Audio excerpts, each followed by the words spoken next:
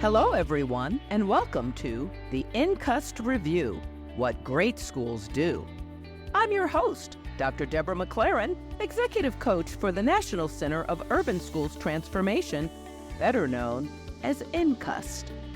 The mission of NCUST is to help urban school districts and their partners transform urban schools into places where all students achieve academic proficiency, evidence a love of learning, and graduate well prepared to succeed in post-secondary education, the workplace, and in their communities. Our guest today for this episode is Dr. Jeff Thiel. Welcome, Dr. Thiel. Thank you. I'm honored to be here. Well, Dr. Thiel, I know that you are one of the coaches for NCUST, and you have several different roles that you play in serving our community. And before we get to that, I want you to tell our listeners a little bit about who you are and how you are involved in education and some of the educational experiences you've had. Okay, thank you. Yes, my most recent experience, I'm retired from being the Assistant Superintendent of Human Resources in the Chula Vista Elementary School District. I did that for about 5 or 6 years under Dr. Escobedo's leadership.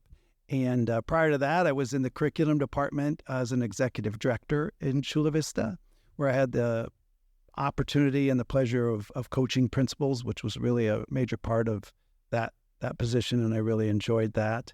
And then prior to that, I was a principal at 2 different schools in Chula Vista, one at Tiffany Elementary and then at Vista Square Elementary. I did those 2 schools in Chula Vista. And prior to that, I was a educator in the Houston Independent School District, where I was a principal at an elementary school there for 8 years. I had been an assistant principal at a middle school, an assistant principal at an elementary school, and then I taught both at an elementary school and at middle school. So I've had kind of a varied experiences in the educational field. And now as an executive director at NCUST, I feel that all of that experience I have has really prepared me well to do the work we do in NCUST. And it's just, like I said, a pleasure and an honor to be an executive coach with NCUST. I love it. So tell us a little bit about what you do with NCUST, your role with NCUST, because I know you do several different kinds of things. So talk to us about that. The first part, my entry into NCUST last year was really doing the audits, doing the instructional audits in schools all across the country, where we go in, evaluate or do a comparison between what we see at the schools we're invited to visit in regards to the practices that we see that NCUST has found to be effective at these high performing schools across the country. So we take a look at what NCUST knows to be effective practices at schools, and we look for those practices in the schools we visit. We make comparisons and say, these are the things that we see that are aligned with the practices we see at highly effective schools, and then these are some areas where we would recommend you perhaps work on to get yourself more aligned with the practices that we see at highly effective schools. So that was that was my entry. This year, I've had the pleasure of becoming, I did a little bit last year, is then coaching people who've had the audit, who get the report, and then we work them through the improvement process and trying to get better. So I'm a coach for the principals at, I have 8 schools here, actually 12 schools here in southern San Diego County that I'm coaching and helping them sort of make meaning out of the reports that they've gotten and hopefully improving instruction at their schools. So that doesn't really sound like you're retired. Right. We need to talk to Escobedo about that. But yeah, no.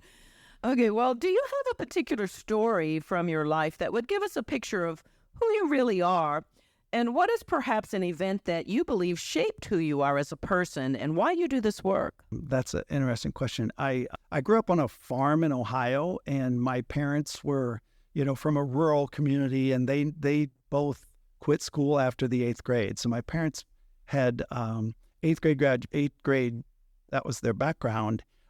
They had 12 kids. I'm number 11 of 12. And so, but it was such a priority for our parents that because they didn't have, especially my dad didn't have the option of going on to high school. My mom could have if she wanted to. She didn't want to.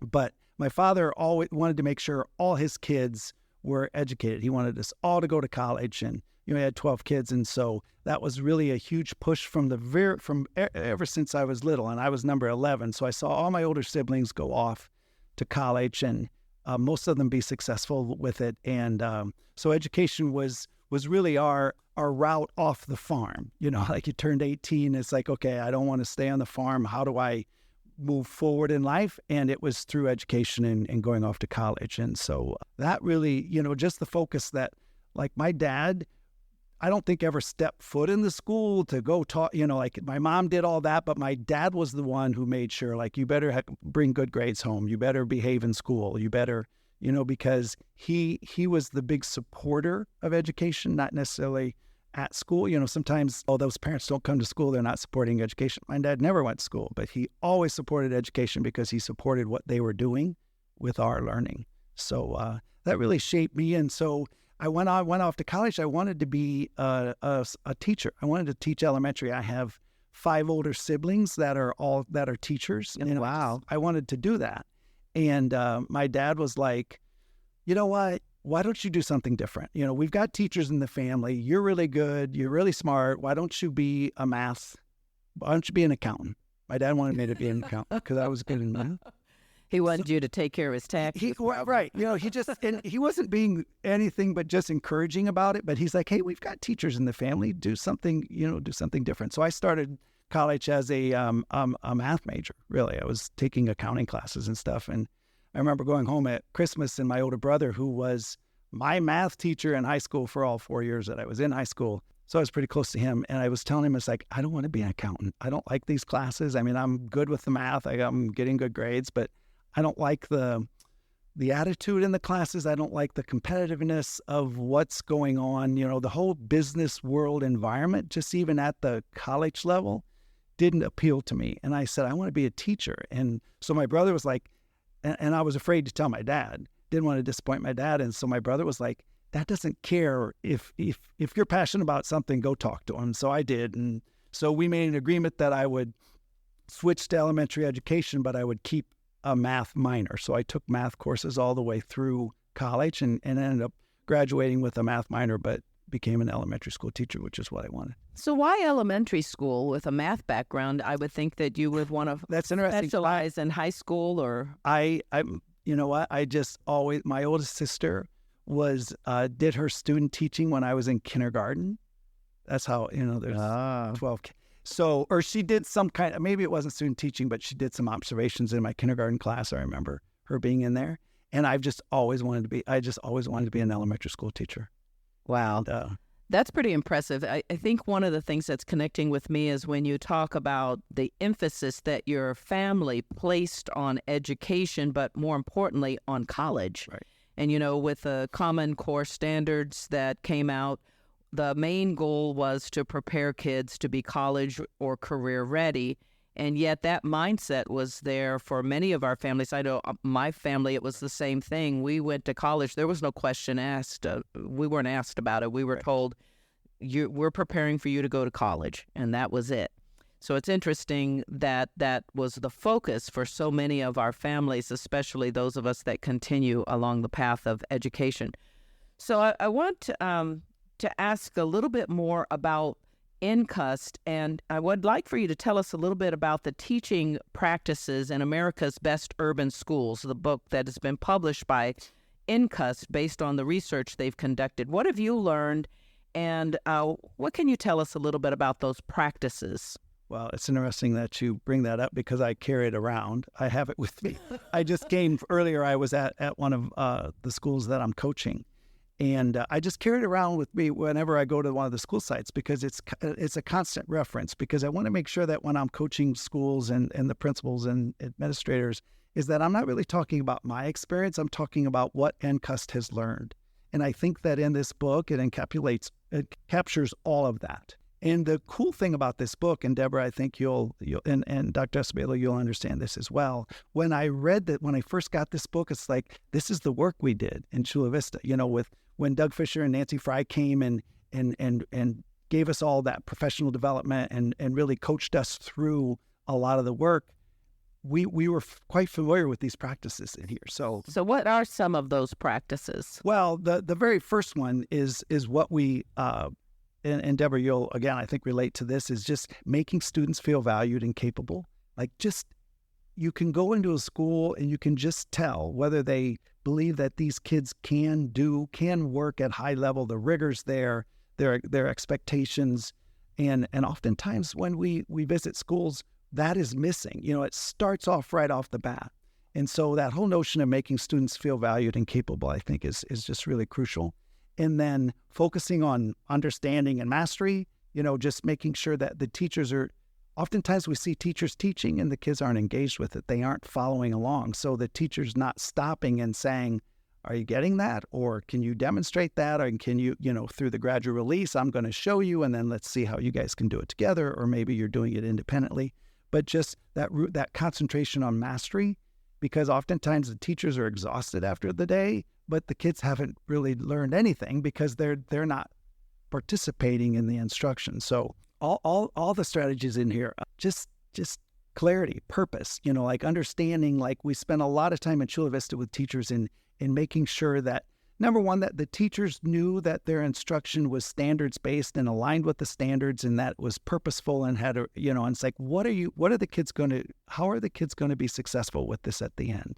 So number one, we used to go into classrooms and talk with teachers about, like, what's the purpose here? Can we understand, can we talk to kids and find out what they're learning? And that whole clarity piece. And we get pushback because we're saying, well, you write that on the board. Who are you doing that for? I'm just writing that because you're coming in and I know you want to see it. But it tells us two things. Number one, it tells us that the teacher has a purpose and it's aligned with a particular standard for their grade level. And number two, the kids, if it's done well, can use that, especially in the upper grades, as a resource. So when we're talking to kids, like, what are you learning today? Oftentimes I see kids literally look up at the board and say, hey, we're working on multiplying decimals or whatever it is, in the clarity of that. So I think you bring up a really good point. It's not just what are you learning today, but why are you learning this? Understanding purpose for your learning. I know that I tell a story to folks every now and then that I didn't make connections with some of the things I was learning when I was in school. And I remember walking into a classroom one time when I was a principal, and the teacher was teaching on positive and negative integers. And so later on, I asked the teacher, I said, I don't understand. Why do we do positive and negative integers? And the teacher said, well, you do it all the time with debits and credits. And I thought to myself, wow, I could have had a V8. Right. Yeah, exactly. Because it was the first time I made a connection with what it was I was learning that for. So purpose and clarity is very important. Another thing I connected with when you talked about one of the key aspects in the teaching practices is feeling valued, feeling capable. And I know for me, when I reflect and think about how I've been able to do some of the things I've done, it's because somebody believed in me sometimes when I didn't believe in myself. And I know you are one of those people. You believed in me when I was starting to not believe in myself. And that's how my story has kind of come full circle with the work that I'm doing at NCUST. So I want to thank you for reminding us of the importance of supporting others in feeling capable, feeling valued, feeling like, yeah, you can do this. And so we want our listeners to know, yes, you can do it too. Yeah. But it's important, first of all, to believe that you have that ability. So in light of all that is going on regards to what is and isn't allowed to be taught in our schools, how do you think social change happens? Are these changes affecting the work NCUST does? Wow, that's a really great question. And I think we're really fortunate that we live in California at this time, because social change can only come about if you're having conversations and you're educating people on the facts of things. And so we're really fortunate here in California. I'm going to take the lens of the LGBT stuff that's going on all across the country. And we see it here in California. And as parents raise questions and push back and maybe don't want conversation to be had in school, we're fortunate enough that in our education code There's some very specific guidelines on what we can teach, what we should teach, what we can teach, and how we deal with some of the social issues in regards to that topic. Whereas in other states, they are legislating it just the opposite. Like, you cannot have a conversation about, like in Florida, don't say gay, right? And so as we go around going around to schools all over the country, we see children with these issues struggling with them themselves. And I know as a young kid myself struggling with that. When your legislature is saying you can't even say it, you can't even recognize who you are, the teachers can't comfort you for that. I worry about that in Florida, especially where they're saying that if the teacher does, they could lose their job. They could not only lose their job, but their credential. Yeah, that's crazy. We don't have enough teachers as it is. 100%.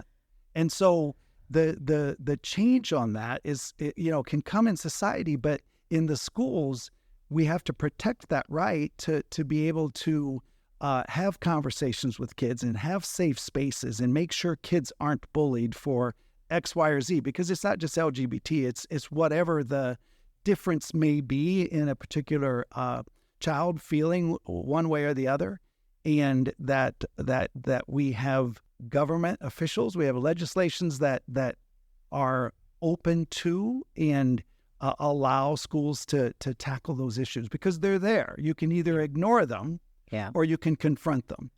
And we're fortunate in California and other states across the country where they're actually embracing those issues. And I think that's how social change comes about.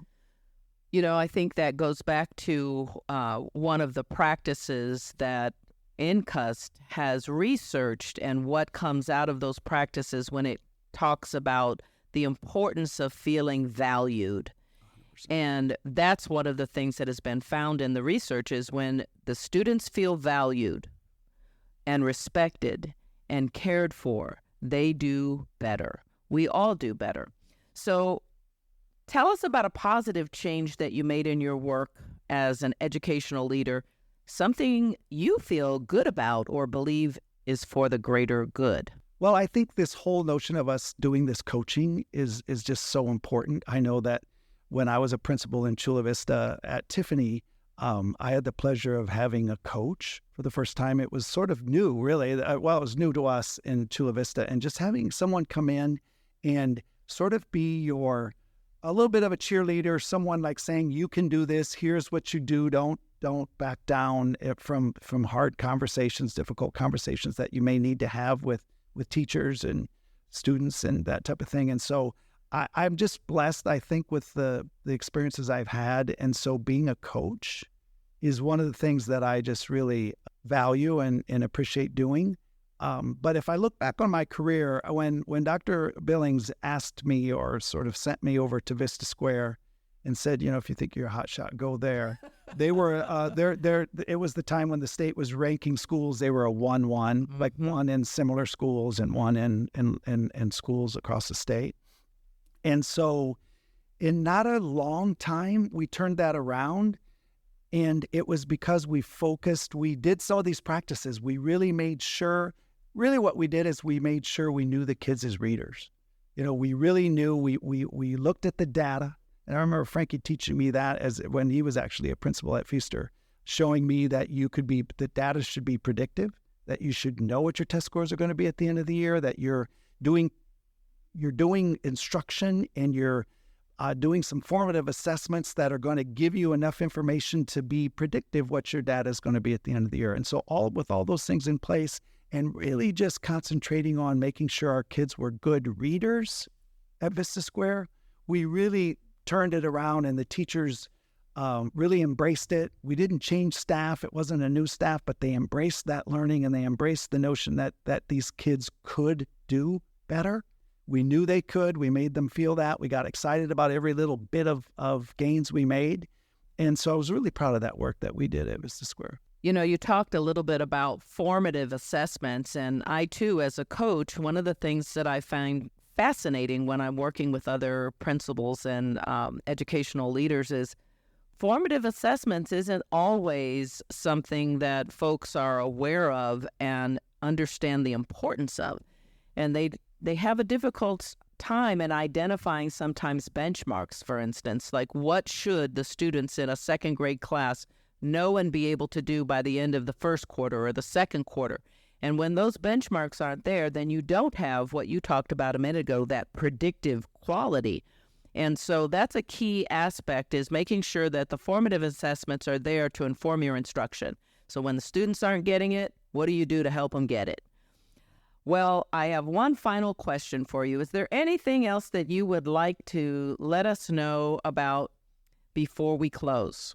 No, other than that, like I said, it's just been such a pleasure. I'm so proud of the work that NCUST does, and the fact that we get to go around schools. I have the pleasure of going into schools and looking at some of the great things they're doing and making some suggestions on how we think they can get better. And I just don't think there's any better work. And the fact that NCUST has this history of doing this work, and Dr. Johnson is, just really, I think, just created such a great environment, and everyone else now that, Dr. Espedo, who's taken on that responsibility, it's just such a wonderful organization. I'm so proud to be a member of it.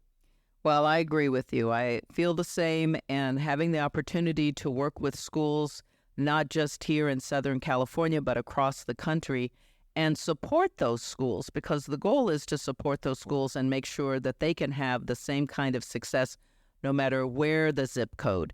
And so I just want to thank you today, Dr. Thiel, for being with us and for sharing with us on the NCUST Review, What Great Schools Do. Just to let our listeners know, we will post a new episode of the NCUST Review the first of each month. The NCUST Review explores topics grounded in educational research. We want to thank you for listening to the NCUST Review, and we hope you will embrace what you learn to advance equity and excellence in your school and school districts so that all students have the benefit of a world-class education. You can subscribe to our podcast on Apple Podcast, Amazon Music, Spotify, iHeart, and Google Podcast. Until next time, I'm your host, Dr. Deborah McLaren, for the NCUST Review, What Great Schools Do.